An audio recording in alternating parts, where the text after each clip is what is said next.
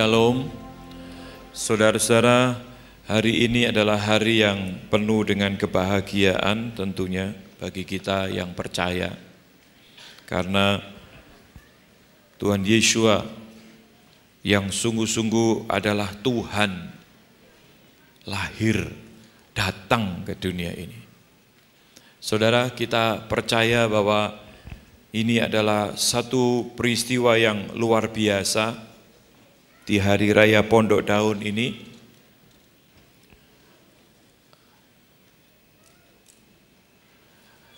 Di mana saudara ada banyak yang belum tahu. Kita bersyukur kalau Tuhan sudah membukakan hal-hal seperti ini, saudara. Tapi banyak yang masih belum mengerti, banyak yang masih belum tahu. Bahkan ada yang bertanya, kalau ditanya, Happy Sukot, apa Sukot itu? Katanya. Nggak ngerti, saudara. Ya, kita bersyukur kalau Tuhan membukakan hal-hal ini, dan secara cepat saya akan mengulangi, saudara. Tapi yang penting lagi, ada kaitan, ada rencana Tuhan yang luar biasa untuk membawa saudara dan saya sebagai gereja Tuhan menjadi penghuni-penghuni kerajaan surga. Sebetulnya semakin hari semakin kita menyelidiki firman Tuhan. Ini firman Tuhan itu enggak sepertinya carut-marut atau tersebar kemana-mana gitu, saudara. Sebetulnya tambah lama itu bisa tambah digabungkan. Oh yang ini gini, oh ini cocok sama ini, oh ini ternyata begini. Jadi nanti saya percaya waktu Tuhan Yesus memberikan satu kesimpulan, hukum yang terutama itu adalah kasihilah Yahweh Elohimu. Itu hukum yang pertama. Kasihilah sesamamu. Itu hukum yang kedua. Ini sebetulnya hal yang sangat sederhana. Tapi memang itu, saudara. Dari banyak kebenaran-kebenaran, kalau dulu saya pun ngalami, sepertinya mau belajar firman ini dari mana kok enggak ngerti apa-apa dari sini. Karena itu cuman sedikit. Kemudian banyak pengajaran-pengajaran yang tidak bisa menyatu. Nah, ini yang membuat kacau. Hari-hari ini masih terlihat kekacauan itu. Khusus saudara, kita yang sungguh-sungguh Tuhan bawa, semakin hari itu semakin bisa kita rangkum. Oh ini maunya, ini kehendak Tuhan seperti ini. Oh ini cocok dengan ini, oh ini digabungkan. Oh maksudnya ini akan terjadi, saudara, di akhir zaman ini. Ya, kita akan belajar bersama-sama tentang hubungan apa Hari Raya Pondok Daun atau Sukot atau the Feast of Tabernacles. Jadi ini Sukot itu bahasa Ibraninya, bentuknya jamak. Gubuk-gubuk artinya kandang, makanya ada yang terjemahkan kandang, kema, ya, pondok. Itu sebetulnya artinya itu booth. Makanya tidak kebetulan Tuhan Yesus lahir di kandang. Nah, kita bisa ngerti sekarang. Nah, kita akan melihat, saudara, untuk Sukot ini ya. Semua yang dikerjakan oleh Tuhan itu dasarnya kasih. Makanya Tuhan rangkum semua isi kitab suci itu dengan satu kata, kasih. Semua dasarnya itu kasih. Ya, kita lihat di sini, di dalam Yohanes 1:14, firman itu telah menjadi manusia dan diam di antara kita. Dan kita telah melihat kemuliaannya, yaitu kemuliaan yang diberikan kepadanya sebagai anak tunggal Bapa, penuh kasih karunia dan kebenaran. Nah, saudara, kata diam di sini, ini kan perjanjian baru. Perjanjian baru, kitab-kitab tertua yang ditemukan di perjanjian baru itu bahasa Yunani.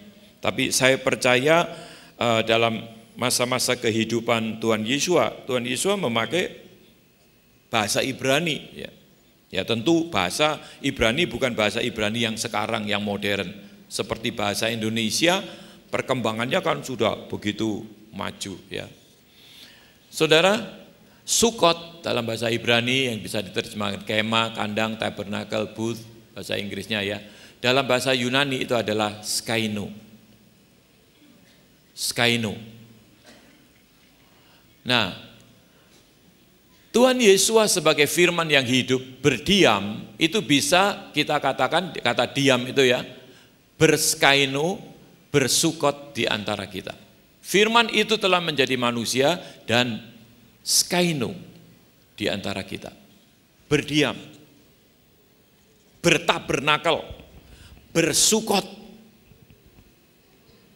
Beberapa orang mengatakan, kok terlalu picik, kita ini terlalu picik katanya, mbok ya belajar katanya. Ya saya kira semua kita di tempat ini belajar. Bukan masalah picik atau tidak picik, masalahnya berani atau tidak. Kita itu mempraktekkan setiap kebenaran yang Tuhan sudah bukakan di hari-hari akhir ini. Itu saja, that's it. Tidak ada yang lain. Berani enggak gitu aja. Jadi kalau kita lihat saudara dari sini, firman itu telah menjadi manusia dan diam, berskaino, bersukot. Jadi arti skaino dan sukot bahasa Ibrani, bahasa Yunani ini sama artinya. Tabernakel, kandang, booth, kemah. Sama artinya. Makanya nyambung. Kalau kita lihat perjanjian lama, masuk Injil, masuk ke surat-surat para rasul, murid-murid Tuhan Yesus sampai ke Wahyu, itu harusnya nyambung. Ada satu agama yang mengklaim bahwa perjanjian lama, Torah itu, kemudian ada sambungan kitab sucinya. Enggak nyambung, enggak nyambung. Kemarin seminar dijelaskan panjang lebar. Tapi kalau di perjanjian lama dan perjanjian baru kita nyambung kan. Terutama di Injil, 4 Injil. Antara Sukot, Tabernakel, dan Skaino itu nyambung di sini. Firman itu dalam wujud siapa? Tuhan Yesus. Sebagai anak tunggal Bapa, penuh kasih karunia dan kebenaran. Ini masalah apa saudara, kasih karunia dan kebenaran? Masalah surga. Membawa saudara dan saya yang percaya masuk surga. Hal kerajaan surga itu bukan masalah makanan dan minuman, tetapi kebenaran, sukacita, dan damai sejahtera yang dikerjakan oleh Roh Kudus. Ini bicara masalah surga. Tuhan mau membawa saudara dan saya melalui Tuhan Yesus masuk surga. Bukan adu argumentasi, adu pengetahuan, adu apa-apa dengan dogma dan doktrin dan ilmu tafsir, termasuk filsafat. Itu semua pengetahuan dan pengetahuan akan lenyap. Tapi firman Tuhan itu kekal. Nah, firman itu sudah menjadi manusia di sini. Berskaino, bersukot. Jadi kalau mempersamakan, menganalogikan, itu harus yang artinya sama, saudara. Ada yang berkata, kita jangan alergi dengan nama yang diterjemahkan. Petrus dan Kefas. Loh iya, itu artinya sama. Antara Kefas dan Petrus itu artinya sama. Seperti Tabita dan siapa? Dorcas dan Tabita. Christian woman artinya. Petrus dan Kefa itu artinya sama. Batu karang. Tapi kalau Yesua dengan Yesus, dengan Jesus, that is different. Artinya beda. Apalagi Isa, artinya nothing. Jangan mau saudara, justru kita harus smart, menjadi smart Christian yang betul-betul mau mikir sedikit. Jangan mau dinabubukkan, dibodoh-bodohin. Ya, bukan PC ini. Ini justru, ya begitulah. Tuhan Yesus aja disebut, kamu mengusir setan dengan kuasa Beelzebul. Bayangin saudara, Beelzebul itu salah satu panglima setan itu. Tuhan Yesus loh, yang datang dari surga. Dan pada saat itu orang-orang ahli Taurat dan Farisi, ahli kitab mengatakan bahwa Tuhan Yesus mengusir setan dengan kuasa setan. Ya biasa berarti kan kalau kita dikatakan macam-macam itu.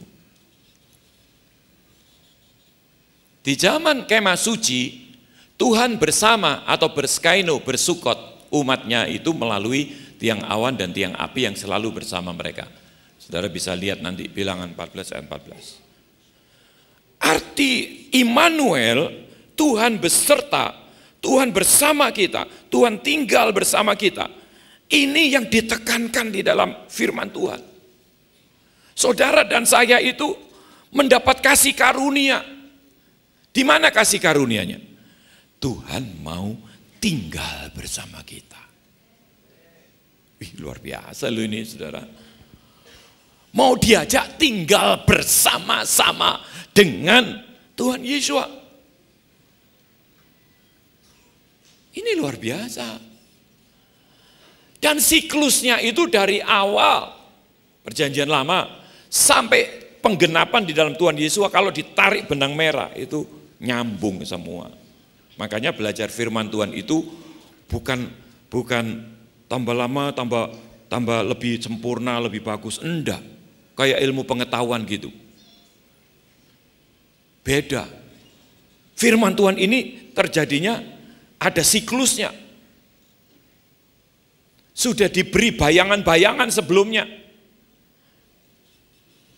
Tapi kalau ditarik benang merah, cocok semua. Itu rahasianya, saudara. Ya, di dalam terjemahan Amplified, kalau saya lihat di sini, ya, kita bisa temukan juga hal yang sama. And the word, firman itu, ya. Tuhan Yesus, Kristus became flesh. Ini menjadi daging, menjadi manusia. Dan bertabernakel. Perhatikan, saudara. Fixed his tent of flesh. Di antara kita. Dan kita melihat kemuliaannya. Kemuliaan yang demikian itu seperti seorang anak yang dikasihi, yang menerima dari ayahnya. Full of grace. Penuh dengan kasih karunia. Favor, berkenanan, and truth. Ini bicara masalah kerajaan surga ini. Di zaman Tuhan Yesus, dia bersama para murid-muridnya memberikan gambaran, dia akan mengajak semua yang percaya untuk tinggal bersamanya untuk selamanya. Kalau saudara baca di sini, Yohanes 12 ayat 25, barang siapa yang melayani aku, dia harus bersama dengan aku. Kemudian Pasal 14-nya, waktu Tuhan Yesus berkata, jangan gelisah, jangan takut, jangan khawatir. Aku pergi kepada Bapa untuk menyediakan tempat bagimu. Di rumah Bapakku banyak tempat. Kalau sudah selesai, nanti aku akan datang kembali menjemput kamu, di mana aku dan kamu akan bersama-sama. Luar biasa loh saudara. Bersama-sama. Saudara dan saya yang percaya ini mau diajak terus tinggal bersama-sama. Kalau seandainya misalnya Raja Inggris mengadakan acara dan saudara mendapat undangan untuk bisa nginep di istana di Inggris sana, ya. Bawa undangan nih, masuk. Kalau nggak bawa undangan nggak bisa masuk. Istananya tiap hari rame itu sana, sudah. Waktu kami di sana cuma amping-amping di pagar aja. Foto saya masukkan, saya foto.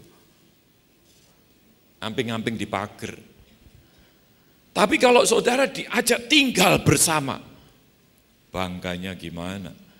Lah ini putra Bapa, putra Elohim yang empunya surga, menyediakan tempat nanti akan jemput kita untuk ngajak saudara dan saya tinggal bersama-sama. Bangga enggak saudara? Ih, luar biasa. Itu maunya Tuhan. Ya, itu maunya Tuhan. Nah, hari raya Sukot atau Pondok Daun ini justru kuncinya. Kenapa ini disembunyikan justru? Intinya itu justru kuncinya di sini, saudara. Meskipun nyambung ya, Paskah, Shavuot, Pentakosta, dan Sukot atau Pondok Daun. Itu nyambung, nanti kita akan lebih jelas melihat. Saya cuman memberi gambaran dulu ini. Tujuan Tuhan itu mengajak saudara dan saya dan setiap orang yang percaya untuk tinggal bersama-sama. Itu rencananya. Sukot ternyata memberi gambaran surga, di mana kita semua menjadi orang sempurna, sama seperti Tuhan Yesus dan Bapa yang sempurna. Matius 5 ayat 48 katakan, hendaklah engkau sempurna, sama seperti Bapakmu sempurna. Masukkan dalam hati saudara, pikiran kita sempurna. Ini nanti berguna untuk kita. Jadi sebetulnya saudara, pengertian, oh kita menjadi sama dan serupa seperti Tuhan Yesus, sempurna. Kita dulu kan nggak nyambung, seolah-olah ini kebenaran yang berdiri sendiri. Ternyata ini ada di dalam master plan-nya Tuhan. Rencana besar dari secara keseluruhan untuk penebusan atau penyelamatan dunia. Ada di situ. Dulu kan kita kayak terpisah-pisah pengertiannya. Sehingga kita nggak bisa bayangkan. Nah, ada banyak kekristenan sekarang masih seperti ini, saudara. Dan mungkin di antara kita juga masih ada hal-hal seperti itu. Kayak sekolah saja. Misalnya kita dijelaskan oleh guru. Saat seorang murid belum ngerti, ini di sini nih pikirannya kayaknya, wih, ini belajar kayak gini nih gimana? Belum bisa ngerangkum maksudnya. Pengertiannya itu masih terpisah-pisah. Ngadepi ujian gimana caranya? Dihafalin sudah. Hafal itu sudah hafal secara letterlek. Tapi enggak ngerti dari mana asal usulnya. Maju ujian, mungkin bisa dapat nilai bagus, tinggal rumusnya sudah hafal, masuk-masukkan. Tapi kalau kita bisa ngerangkum dengan pengertian, enggak usah belajar, enggak usah ngafalkan rumus. Begitu ada soal keluar, oh ini soalnya ini pakai rumus ini, dicari, dibuat rumus, buat jadi. Oh dijadikan rumus dulu, buat jadi. Nggak usah ngafalkan rumus sedemikian banyak. Saya dulu kalau sekolah begitu, saudara. Pada saat saya belajar firman Tuhan, kita juga harus sampai bisa ngerangkum, diendapkan semua. Sehingga pikiran kita itu enggak sana sini, sepertinya kacau. Wih, Alkitab ini, kitab suci ini sulit katanya. Ya memang sulit kalau bukan Roh Kudus. Cuman rencana Tuhan itu sebetulnya, makanya Tuhan kan gampang aja. Pada saat ngeringkes seluruh hukum-hukum di dalam di dalam Torah dan kitab para nabi, itu bisa dirangkum tentang kasih. Kasih kepada Tuhan, kasih kepada sesama. Intinya kasih. Ternyata itu, saudara. Ya, kita lihat lebih lanjut supaya bisa dihubungkan. Ayo.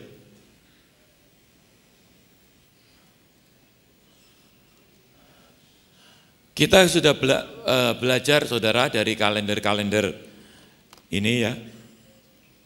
Wah, terang ya.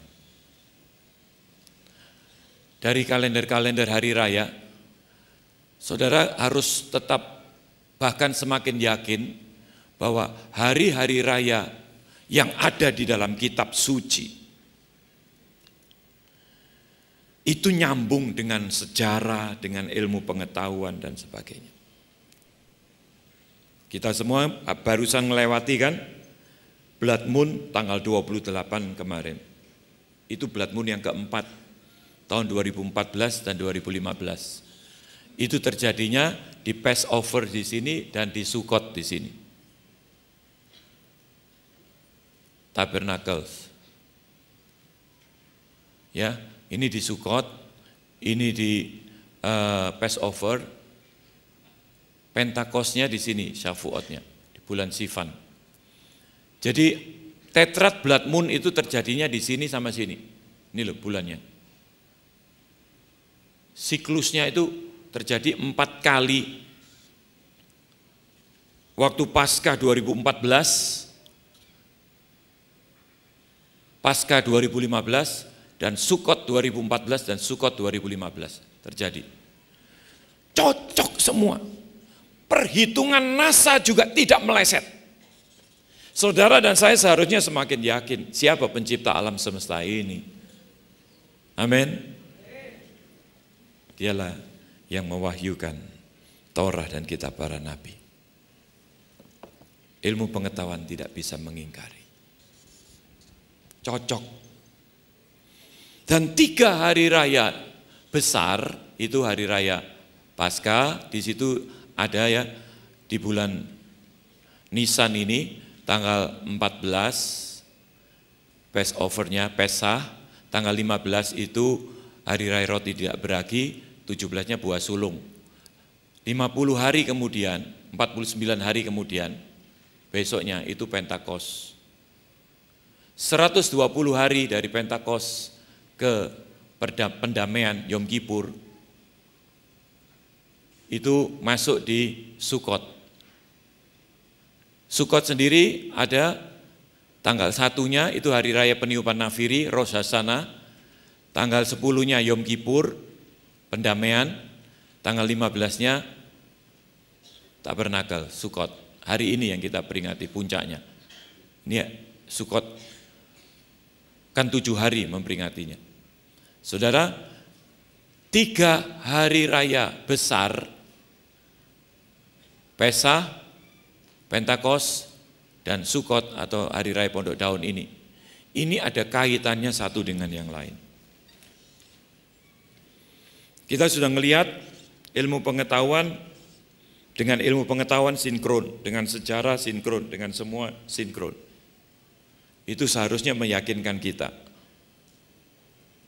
bahwa Bapa Yahweh, Keluaran 3:15, Akulah Yahweh, Elohim nenek moyangmu, Elohim Abraham, Ishak, Yakub, sampai kepada Tuhan Yesus, dari Abraham ke Yakub, Abraham ke Tuhan Yesus ada 42 keturunan. Itu Tuhannya adalah Bapa Yahweh. Garis silsilahnya itu harus ini, saudara. Saudara dan saya ikut garis ini, Abraham, Ishak, Yakub sampai Tuhan Yesus. Kalau sama-sama keturunan Abraham tapi di luar Ishak, ya garisnya lain. Ismail lain garisnya udah.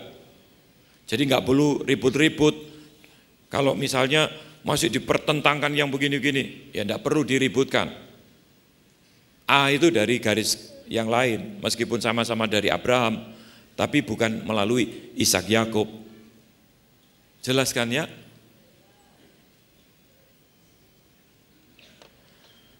Nah, saudara, ini kalau digambarkan lebih jelas seperti ini. Hari raya, 3 hari raya itu Paskah, itu ada di sini, Paskah roti tidak beragi, buah sulung, Pentakosta, enggak ada yang lainnya. Tabernakel itu ada 3, peniupan nafiri, pendamaian, tabernakel. 3 hari raya besar ini, saudara perhatikan baik-baik. Itu ada di dalam Imamat 23. Saya ingin gambarkan kepada saudara dan saya, kenapa sih rencana Tuhan untuk bersama-sama mengajak saudara dan saya bersama-sama hidup di surga itu, wujudnya gimana? Secara detail itu sudah ada. Itu yang menarik, saudara. Itu yang membuat kita bersyukur. Firman Tuhan enggak kabur atau enggak membuat kita sulit, bingung, tapi semakin ngerti sekarang. Kita dibawa kemana? Dari mana kita belajar? Dari kemah suci, dari tabernakel. Dan kita tahu bahwa kemah suci atau tabernakel ini gambaran surga. Ibrani 10, Ibrani 8, 9, 10. Musa itu ditunjukkan waktu di Gunung Sinai, suruh buat kemah suci, suruh buat tabernakel. Seperti yang engkau sudah lihat waktu di atas gunung itu, dikatakan begitu. Ini gambaran surga. Saudara, kemah suci itu terdiri dari 3. Ya. Kemah suci atau tabernakel itu terdiri dari 3. Masuk di sini, ini ada pintu kemah. Jangan baca ini dulu ya, itu nanti itu. Masuk di sini, berikutnya adalah pintu kemah ruang suci. Ini ruang suci, ini halaman. Itu pintu kemah halaman, masuk di sini, ketemu di halaman. Masuk di sini ada ruangan suci. Dan berikutnya itu jarak antara pintu halaman dengan pintu ruangan suci ini 50 hasta. Sebab itu ini disebut nanti Pentakos. Di sini ada tirai yang memisahkan antara ruangan suci dan ruangan maha suci. Tirai ini waktu Tuhan Yesus disalib, begitu Tuhan Yesus katakan finish, tirainya terbelah. Terbelahnya bukan begini. Kalau begini kan dari bawah ke atas, tapi terbelahnya begini, dari atas ke bawah.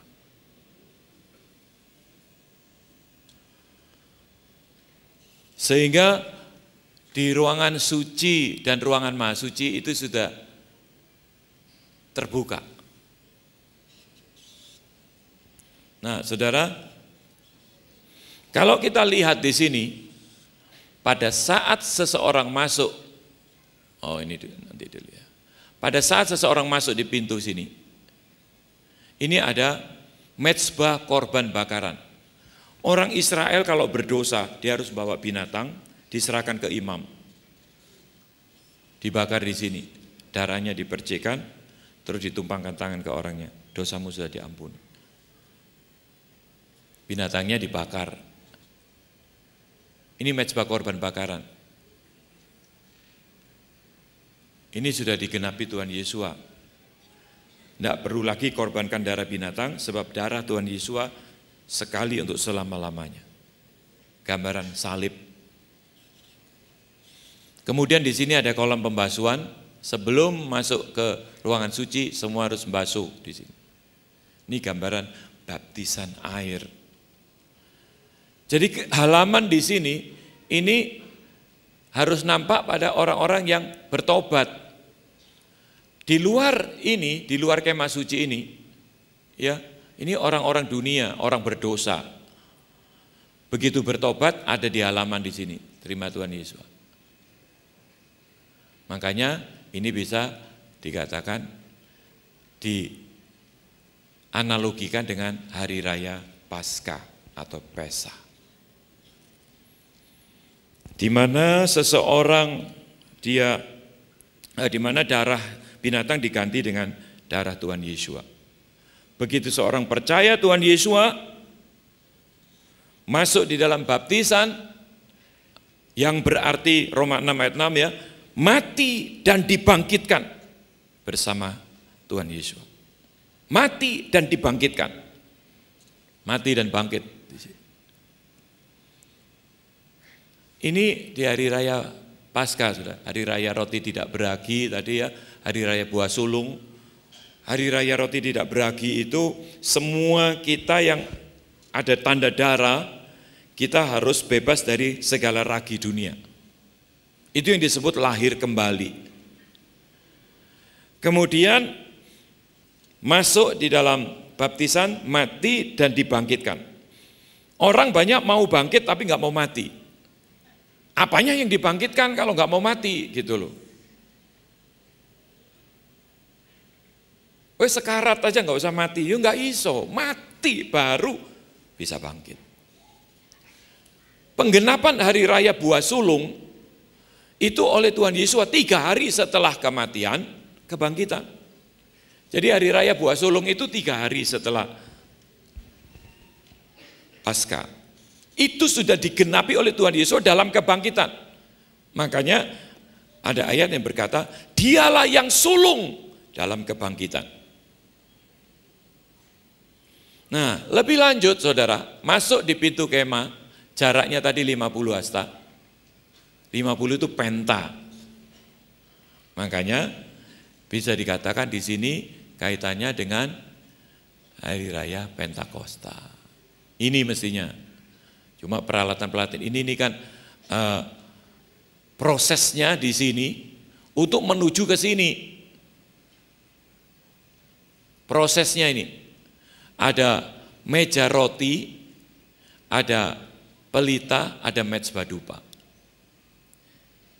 Saudara, pada saat seseorang hari raya Pentakosta itu awalnya adalah turunnya Torah yang diterima oleh Musa, digenapi turunnya Roh Kudus. Pada saat seseorang masuk di dalam baptisan Roh Kudus, dia berada di sini. Dia masuk dari pintu kemah suci ke ini, ke ruangan suci. Dua pengalaman yang berbeda saat seseorang bertobat, lahir kembali, dan mengalami baptisan Roh Kudus. Dua pengalaman yang berbeda. Begitu seseorang penuh Roh Kudus berkarya di dalam hidupnya, firman Tuhan dibukakan. Ada satu proses penyucian. Ini beda, saudara. Pertobatan yang di sini dengan di sini ini beda. Orang yang sudah penuh Roh Kudus, dia begitu membaca firman Tuhan, waduh saya masih jelek, aduh saya kok masih begini, aduh saya masih kedagingan. Proses pemurnian ini juga membutuhkan pertobatan, tapi pertobatannya beda dengan di sini. Nah, ini yang seringkali mengaburkan orang. Setelah kita lihat skema ini, semakin jelas. Ya, masuk di sini, saudara. Kemudian lebih lanjut, ruangan Maha Suci di situ, itu justru bisa diidentikan atau disinkronkan dengan hari raya Sukot atau Pondok Daun.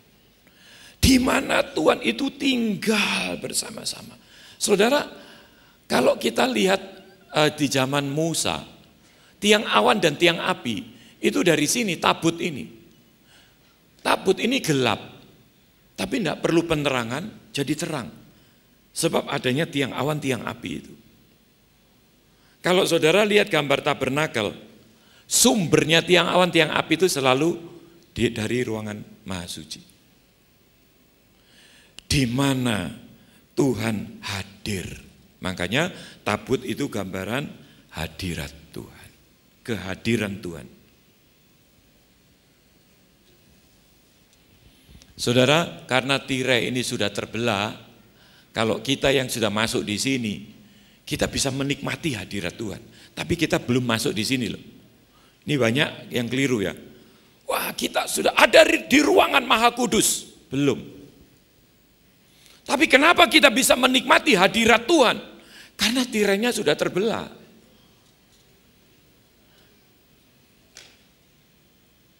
Karena gambarannya, saudara, di sini ini kalau sudah sempurna, halaman orang-orangnya itu orang yang benar, yang sudah dibenarkan oleh darah. Ada tanda darah, Kalau saudara dan saya sekarang adalah darah Tuhan Yesus. Masuk di ruangan suci itu orangnya jadi orang suci, masuk di sini orangnya sempurna. Ini surga nanti, saudara. Kapan seseorang menjadi sempurna? Kalau sudah di surga. Makanya seringkali kita bilang, lah kita ini kan belum sempurna. Kalau saya sudah sempurna, saya sudah tidak di dunia ini lagi. Bahasa saya seringkali, selama kita dicubit masih sakit, berarti kedagingan kita masih bisa punya usulan. Punya usulan itu artinya bersuara. Kalau sudah tidak bisa, kedagingannya ini sudah sempurna, saudara. Jadi kita semua belum sempurna, sedang proses ke sana. Kok bisa menikmati hadirat Tuhan? Jawabannya karena tirai sudah terbelah. Nah, apa kaitannya ini? Jadi kalau kita lihat, saudara, Sukot itu justru puncaknya di sini loh. Kenapa disembunyikan? Ada banyak orang heran, kok apa sih kembali perjanjian lama? Pakai pondok daun, pakai Sukot segala. Jawab, tanya aja. Ngerayain Paskah enggak? Iya ngerayakan. Ngerayain Pentakostan enggak? Ngerayakan. Kenapa kalau pondok daun enggak ngerayakan? Bingung dia. Orang yang selalu ngomong, kembali perjanjian lama. Ngerayakan Paskah enggak? Iya ngerayakan. Ngerayakan hari raya Pentakostan enggak? Ngerayakan. Ngerayakan Sukot kenapa? Itu 3 hari raya yang tidak bisa dipisah-pisahkan. Tapi iblis menutupi yang satu ini. Kenapa saya katakan setan menutupi? Karena dia adalah bapak segala pembohong, bapak segala pendusta, bapak segala penipu.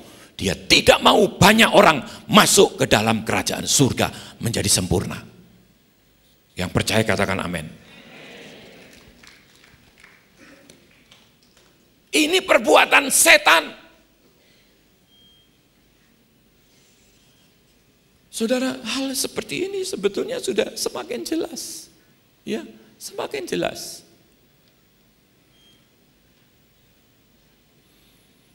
Saya akan jelaskan lebih lanjut ya di sini. Kemah suci diganti kemah abadi. Kemah suci yang tadi dibuat oleh Musa, kemudian bait suci. Sebelumnya Daud, kemah pemulihan Daud, terus dibangun oleh Salomo, bait suci itu tetap ada 3 halaman, ruangan suci, ruangan maha suci. Bait suci seperti itu. Nah, kemah suci sudah diganti kemah abadi. Ini imam kalau di dalam ruangan maha kudus itu seperti ini, tabut, ada kerubimnya. Di dalam Ibrani pasal 8 ayat 1 dan 2, di situ dikatakan begini, dan kesimpulan atas hal-hal yang telah dibicarakan itu ialah kita mempunyai seorang imam besar yang sedemikian itu, yang duduk di sebelah kanan tahta yang maha agung di surga, seorang pelayan dari ruang kudus dan tabernakel sejati yang telah Bapa Yahweh bangun dan bukan manusia. Ini saya kutip dari terjemahan ILT. Kemudian Tuhan Yesus sebagai imam besarnya, dan ketika datang Kristus imam besar, akan hal-hal yang baik yang akan datang melalui tabernakel yang lebih besar dan yang lebih sempurna, yang tidak dibuat oleh tangan manusia, yakni bukannya ciptaan, juga bukan dengan cara membawa darah domba jantan dan darah anak lembu, tetapi dengan membawa darahnya sendiri. Dan dia telah masuk 1 kali untuk selamanya ke dalam tempat kudus untuk memperoleh penebusan kekal. Saudara di rumah nanti bisa baca sendiri mulai Ibrani pasal 8, 9, 10. Di situ saya mau menunjukkan bahwa kemah suci itu gambaran surga. Semua saudara dan saya yang percaya Tuhan Yesus, tujuan akhirnya adalah surga. Betul kan? Makanya Tuhan Yesus juga sebagai penunjuk jalan, pembuka jalan. Itu anugerahnya di situ, saudara. Kita yang ada di dalam Tuhan Yesus, kita bisa tahu jalan ke surga. Tapi nggak berhenti cuman percaya, wes bongkoan percaya dalam arti nggak ngerti firman Tuhan, gampang dibohongi. Saya yakin setiap orang yang mengaku percaya kepada Tuhan Yesus betul-betul dari hati yang tulus, tidak punya pengertian apa, begitu percaya terus dia mati, udah masuk surga.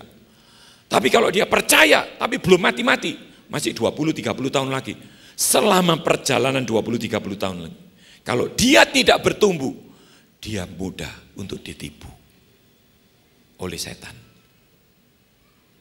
Sebagaimana banyaknya anak-anak orang-orang Kristen yang tertipu. Makanya mesti bertumbuh. Selagi kita belum dipanggil pulang, bertumbuh. Selagi kita masih bisa belajar yang banyak dari firman Tuhan. Minta Tuhan Roh Kudus memimpin kita. Nah, ini saya cuma mau menunjukkan itu. Kemah suci itu gambaran dari surga yang kekal di surga. Kemah abadi. Imam besarnya Tuhan Yesus.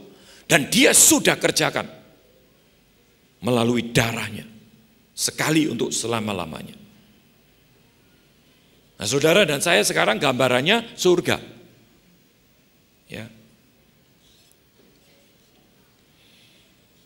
Nah, kembali ke sini sekarang.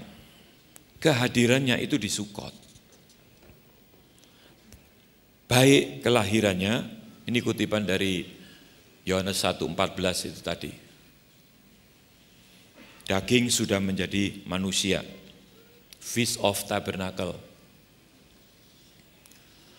Kelahirannya di dunia pada hari raya Sukot bisa dibuktikan dari masa pelayanannya sampai wafatnya.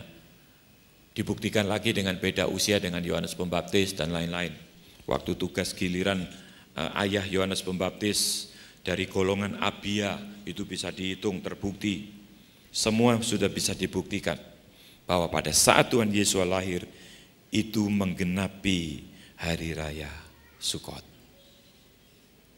Belum bahasanya Sukot itu artinya dari kata suko, tunggalnya, bentuk tunggalnya itu ya sukau, kemudian artinya gubuk, kandang, dan Tuhan Yesus lahir di kandang. Oh, kebetulan aja itu karena penuh tempat penginapan, tidak ada. Di dalam Tuhan tidak ada barang kebetulan. Semua secara detail sudah dinubuatkan jauh sebelumnya. Itu sudah dinubuatkan ribuan tahun sebelumnya. Nanti kedatangannya lagi, saudara, ya, kedatangannya nanti lagi kembali. Waktu menjadi mempelai, terjadinya rapture nanti, juga waktu dimulainya kerajaan 1000 tahun damai, Zakaria 14, saudara bisa baca. Itu juga di hari raya Sukot. Kehadiran Tuhan yang digambarkan di ruangan maha suci, yang digambarkan kesempurnaan, yang digambarkan surga, yang digambarkan kehadiran atau hadirat Tuhan, itu selalu bertepatan di hari raya Sukot. Luar biasa ini.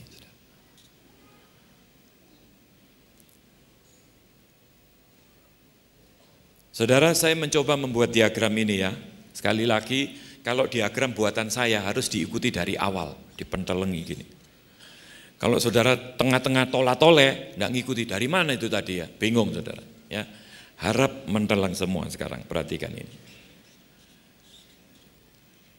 Mulai dari lahirnya, usia 30 tahun, mulai pelayanan kan? Selama berapa pelayanannya? 3,5 tahun, terus wafat di atas kayu salib. Kita tahu bahwa hari kematiannya, hari wafatnya Tuhan Yesus itu adalah hari raya Paskah. Itu di sekitar bulan Maret April, kalau kalender kita. Ya, tetap menterleng ya. Nah, kalau kita mau membuktikan kelahiran Tuhan Yesus ini, gampang saudara. Saudara, ini kan wafatnya tadi bulan April. Lahirnya, ini lahirnya. Usianya tahu, awal pelayanan tahu, 3,5 tahun. Jadi total di sini 33,5 tahun kan? Ya, totalnya 33,5 tahun. 30 ditambah 3,5 tahun. Bagaimana? Total umurnya tahu, wafatnya tahu. Seharusnya kan bisa tahu lahirnya kan? Ya, Ini sebetulnya cuma ngulangi saya, sebagian besar saudara sudah tahu. Gimana caranya? Dihitung mundur. Ini wafatnya Paskah tadi. Paskah ke Paskah 30 tahun. 33 tahun. Dimundurkan 33 tahun kan dari Paskah ke Paskah kan. Lah umurnya 33,5 tahun. Tentu masih ada 6 bulan di sini. Ya toh, masih ada 6 bulan ini. 6 bulan. Ketemu lahirnya kan.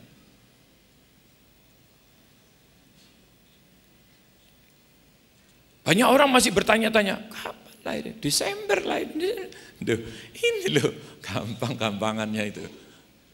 Mundurkan dari Paskah ke Paskah 33 tahun kan, setiap tahun ini sudah sampai 33 kali, sisa 6 bulan ketemu lahirnya. Mundurkan Paskah 6 bulan, ketemunya Sukot. Ngeh ya? Ngeh. Saudara, seringkali saya bilang, ya memang saya latar belakangnya itu orang IPA, orang eksak. Apa-apa ya bisa dihitung ya, kenapa sih diributkan tafsir ini. Ini belum tadi waktu bulatan itu di musim-musim ya. Ada musim-musimnya tadi yang bulatan itu. Ya supaya saudara tidak kacau lah. Waktu Desember itu jatuhnya itu di musim dingin. Tapi kalau Sukot itu musim gugur. Akhir musim gugur sebelum memasuki musim dingin biasanya gembala-gembala itu membawa domba-dombanya masuk ke kandang, tidak di padang gurun, mati kaku. Tapi udahlah, ini paling sederhana ini. Ya. Diagram kelahiran Tuhan Yesus di Sukot. Dari Paskah 33 tahun diundurkan tadi, sisa 6 bulan, Paskah mundurkan 6 bulan, ketemu Sukot.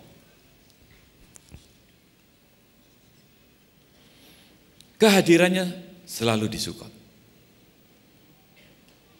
Nah sekarang yang penting kan ini, apa persiapan kita? Kalau kedatangannya nanti juga di Sukot. Orang mengira hari ini, ada yang menubuatkan itu, seorang rabi. Kalau Yom Kippur kemarin, yang kita peringati tanggal berapa Yom Kippur itu? 23 September. Kalau Yom Kippur tidak terjadi kebangkitan, berarti Tuhan Yesus belum datang. Kalau Yom Kippur itu terjadi kebangkitan 23 September, berarti 28 September itu Tuhan Yesus datang. Ada yang menubuatkan gitu. Kalau saya enggak berani saya. Yang penting bersiap-siap saja. Ya. Sekarang apa persiapan kedatangannya? Karena Sukot ada kaitan dengan ruangan suci dan maha suci di kemah suci, maka kita bisa hubungkan dengan peralatan-peralatan yang ada di dalamnya. Peralatan di ruangan suci maksudnya. Ada meja roti, ada pelita, ada mezbah dupa. Dan kita tahu saudara ya, ada meja roti, pelita dan mezbah dupa bisa dihubungkan dengan tesufa, tefilah dan sedaka supaya bisa ke ruangan maha suci. Saudara, kita sudah belajar ya, orang-orang Yahudi pada saat perbatasan dari Rosh Hashanah ke Yom Kippur ada 10 hari itu. Mereka itu mati-matian, mereka lakukan 3 hal ini. Tesufa, tefilah dan sedekah.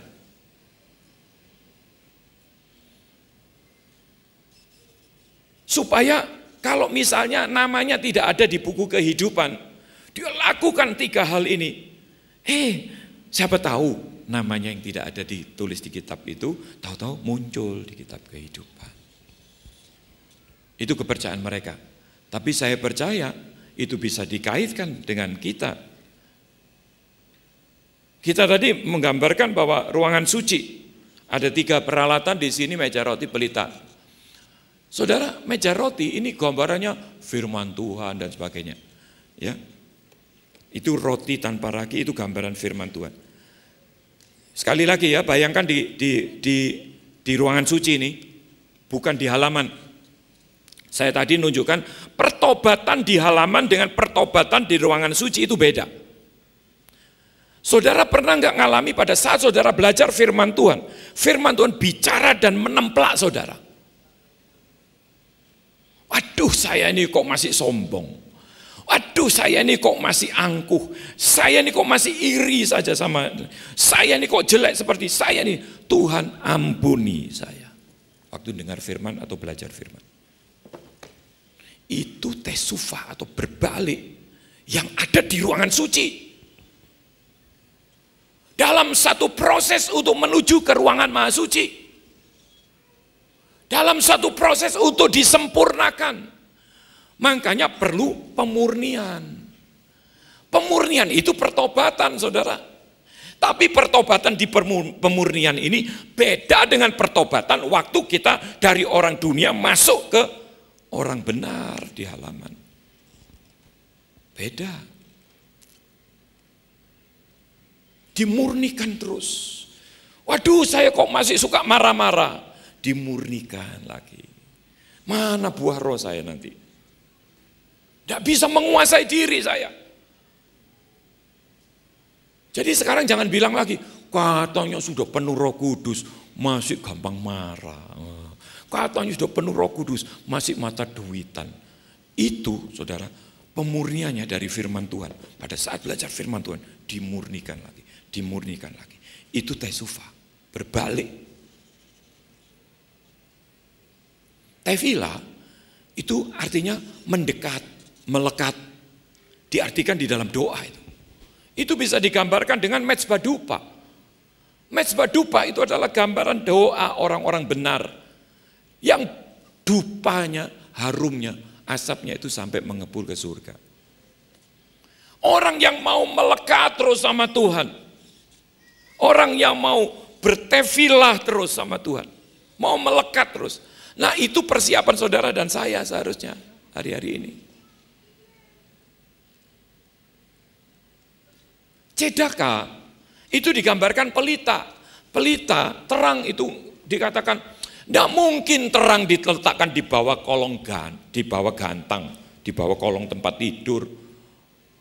Pelita harus ditempatkan di atas kaki Dian supaya bisa menerangi sekitarnya. Hendaklah perbuatan-perbuatan baikmu diketahui semua orang. Dikatakan seperti itu. Pelita itu gambarannya cedaka, berbagi, bermurah hati, berbagi, supaya terang kita bisa dinikmati oleh dunia yang sudah gelap ini. Itu pelita. 3 hal ini yang kita lakukan terus di ruangan suci, prosesnya untuk bisa menjadi sempurna. Masuk di ruangan maha suci. Jadi yang masih di halaman, ini termasuk persiapan loh ya. Yang masih di halaman, berjuanglah terus supaya berada di ruangan suci, yaitu melalui Pentakosta. Baptisan, yaitu baptisan Roh Kudus sebelum Antikris berkuasa. Hari-hari ini masih banyak waktu, saudara. Ya meskipun nggak sebanyak yang lalu-lalu, karena Antikris belum berkuasa. 28 September yang lalu kemarin, Blood Moon yang keempat terjadi, Blood Moon yang kedua terjadi, ya 4 kali itu kan di Paskah dan Sukot. Yang di Sukot 2 kali, Paskah 2 kali, 28 September kemarin yang kedua kali di 2015. Sudah diprediksi NASA dan semua orang sudah tahu dan terjadi. Selalu setiap kali sehabis Tetrad Blood Moon terjadi, selalu ada kaitannya dengan bangsa pilihan. Apa yang terjadi?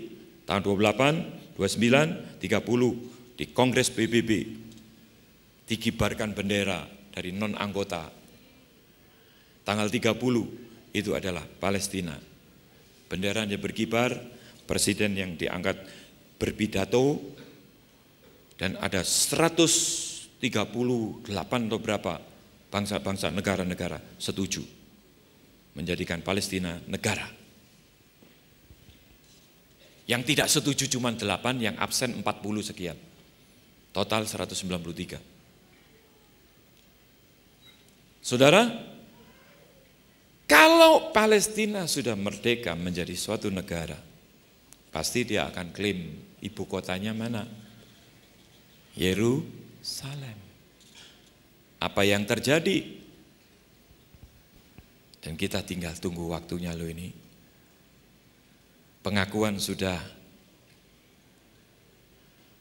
Israel katanya deket-deket di Korea. Korea salah satu yang Rusia. Israel katanya sekarang nggak berkiblat di Amerika, berkiblat di Korea.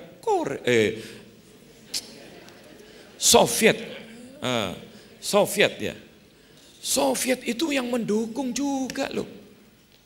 Cina dukung Palestina jadi negara. Ini sudah luar biasa, saudara. Kita tinggal tunggu waktu ini. Kalau kita nggak mempersiapkan diri sekarang dengan baik, yang di halaman masih nikmati. Kenapa? Saya katakan, yang masih di halaman sebelum antikris berkuasa. Kapan antikris berkuasa? Kalau bait suci dikuasai. Bait suci di mana? Di Yerusalem. Kalau sudah dikuasai, ya sudah jadi. Pada saat itu antikris berkuasa. Bukan kemudian, pasti masih tunggu waktu seluruh dunia disatukan.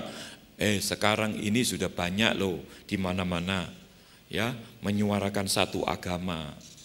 Tokoh yang terkenal adalah dari Vatikan. Benderanya juga sudah berkibar di PBB. Non anggota itu. Saudara, sebelum antikris berkuasa, ayo cepat-cepat yang masih di halaman. Orang Kristen halaman itu jatuh bangun di dalam dosa yang sama. Yang berzina keluar masuk, bertobat nangis-nangis, berzina lagi. Yang menipu, bertobat nangis-nangis, menipu lagi. Yang berdosa, bertobat nangis-nangis, berdusta lagi. Itu Kristen halaman. Kalau Kristen ruangan suci, beda saudara.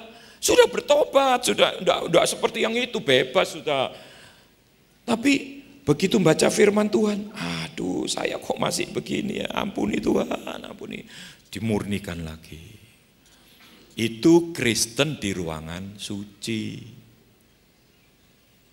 Beda dengan Kristen halaman. Jadi saya garis bawahi untuk yang Kristen halaman. Betul-betul memacu diri sampai bisa masuk ke ruangan suci. Mengapa sebelum antikris berkuasa? Karena yang di halaman itu nanti diserahkan kepada penguasa antikris, yaitu bangsa-bangsa di luar Israel supaya diinjak-injak. Wahyu 11 ayat yang kedua. Kecualikan pelataran. Jangan diukur. Sebab pelataran atau halaman itu diserahkan kepada bangsa-bangsa untuk diinjak-injak.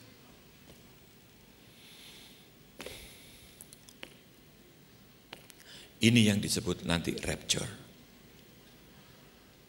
Sepertinya orang yang sungguh-sungguh ini egois ya. Kalau saudara mau ikut di dalam pengangkatan, jangan di halaman. Yang diangkat itu ruangan suci sama ruangan maha suci sudah menyatu karena tirai sudah terbelah tadi. Yang diangkat itu nanti. Yang pelataran atau halaman ditinggal. Persiapkan diri baik-baik saudara. Tetrat blood moon sudah terjadi. Ini masih proses terus. Jangan sudah bilang, lu mana katanya datang, enggak datang. Persiapan. Ya, kembali ke sini tadi kan. Ini halaman, ruangan suci, ruangan maha suci. Pintunya di sini. Orang dunia masuk bertobat terima Tuhan Yesus. Oleh darah Tuhan Yesus disucikan. Mengalami kelahiran kembali melalui baptisan air, mati dan dibangkitkan. Karena Tuhan Yesus adalah yang sulung dalam kebangkitan. Karena jaraknya ini 50, ini pintu kemah Pentakosta. Masuk di dalam Pentakosta sehingga kita ada di ruangan suci. Ini meja roti gambaran firman yang hidup, firman yang berbicara untuk memurnikan kita. Mezbah dupa ini adalah tefila, ini tadi tesufa, ini tefila, melekat sama Tuhan. Cedaka, berbagi, menjadi terang. Prosesnya ini terus supaya kita bisa masuk ke ruangan Maha Suci yang digambarkan di Sukot. Bersama-sama tinggal bersama-sama dengan Tuhan di surga untuk selama-lamanya.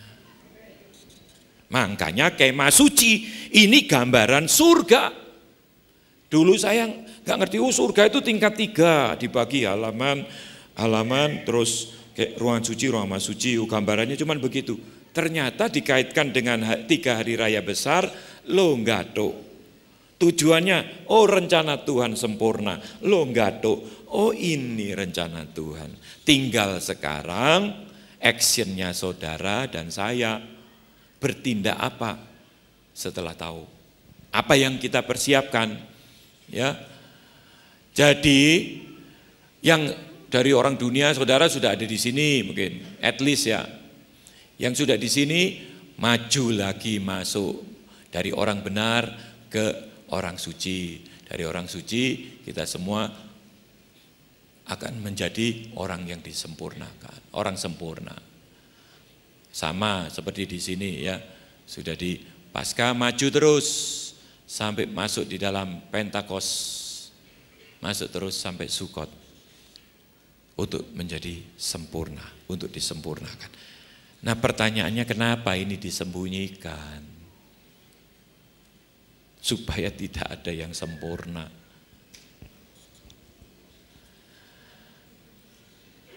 Saudara, jadi orang Kristen sekarang gambarannya kan semakin jelas. Semua ada di kitab suci. Semua kita bisa pelajari. Sepulangnya dari sini pun saudara bisa nyelidiki sendiri. Kalau ada yang misalnya kok enggak gini, kok enggak cocok, ayo kita diskusi bersama. Kita bicarakan bersama-sama. Ya, ini saudara, di hari raya Sukot ini supaya kita bisa nangkap, iya kenapa ya musuh kok menyembunyikan? Ya itu faktornya saudara. Hendaklah engkau sempurna karena Bapakmu sempurna adanya. Gimana bisa jadi sempurna? Masih tertuduh terus dengan dosa-dosa yang lama. Nah sekarang saudara ada di halaman atau di ruangan suci? Kalau masih di halaman, maju terus sampai di ruangan suci.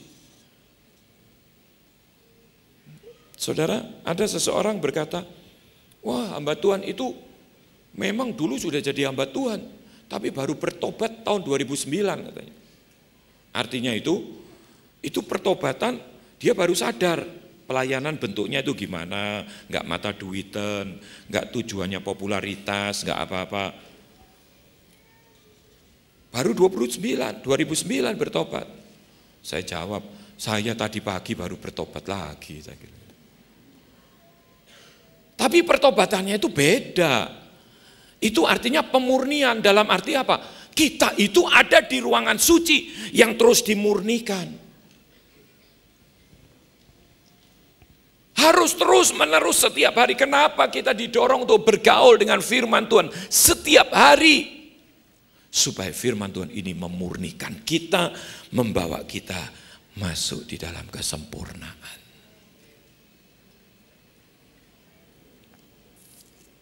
Saudara, kapan antikris berkuasa? Ya ini saya cuma ngulang-ngulangi dari peta akhir zaman. Tuhan Yesus sudah naik ke surga, pada saat Tuhan Yesus naik Roh Kudus turun ya. Kira-kira di sini ini masih titik-titik belum berani nyambung. Ada pandangan di sini di awal tribulasi itu sisa 7 tahun, 1 sabat, dari sabat ke-70 Daniel. Saudara, kalau dihitung sabat 70, itu yang disebut Yobel besar, itu ya tahun ini saudara. Tapi ya kita tidak mendahului Tuhan. Yobel besar itu tahun ini loh saudara, 2016. Sekarang ini kita sudah ada di tahun Yobel besar. Yang kemarin itu tahun Semita. Masuk di tahun Yobel besar sekarang ini. Itu sudah artinya itu Yobel, ini yang Yobel ke-70. Makanya disebut Yobel besar. Nah kalau sabat ke-70 Daniel, ini sisa 7 tahun masa tribulasi, ada yang percaya rapture itu sebelum tribulasi, ada yang di tengah-tengah, ada yang terakhir. Ini yang di tengah-tengah gambarnya, saudara. Karena memang ada bukti-bukti. Wahyu pasal 11 ayat yang kedua tadi, dikatakan, kecualikan halaman, karena akan diserahkan kepada bangsa-bangsa, dan akan diinjak-injak selama 1280. Coba dihitung, mereka akan menginjak-injak selama 42 bulan, enggak ditulis 1280. Selama 42 bulan. 42 bulan itu 3,5 tahun. Yaitu di sini nih. Kenapa saya catat yang di sini? Karena dasarnya itu tadi. Wahyu pasal 11 ayat yang kedua. Tapi ya ada yang berpandangan sebelumnya, ada yang berpandangan sesudahnya. Untuk saya sih tidak perlu diperdebatkan. Yang jauh lebih penting adalah bersiap-siaplah.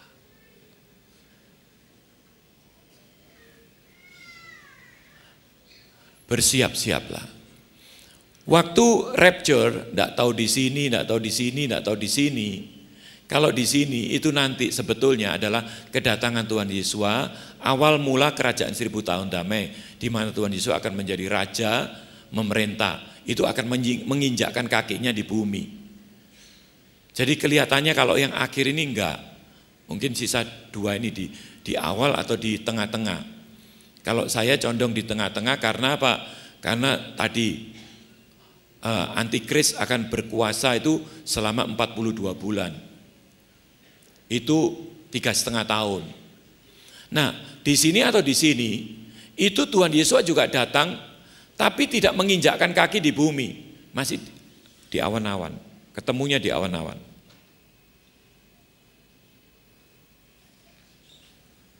Tapi saat datangnya ini nanti, itu menginjakkan kaki di bumi. Dan itu mulai kerajaan 1000 tahun damai.